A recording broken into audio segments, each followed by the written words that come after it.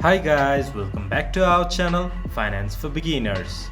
Today in this video I'm going to show you how to download or install Investing.com app in your device.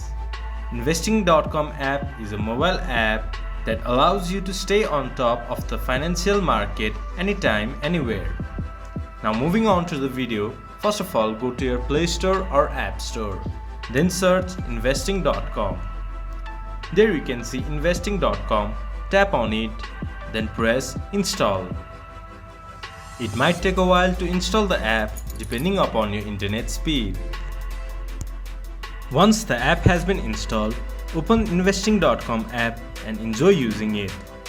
This much for today's video. If you guys find our video helpful, please leave a like and comment. And do not forget to subscribe our channel and hit the bell icon. I'll see you guys again in our next video. Thank you for watching.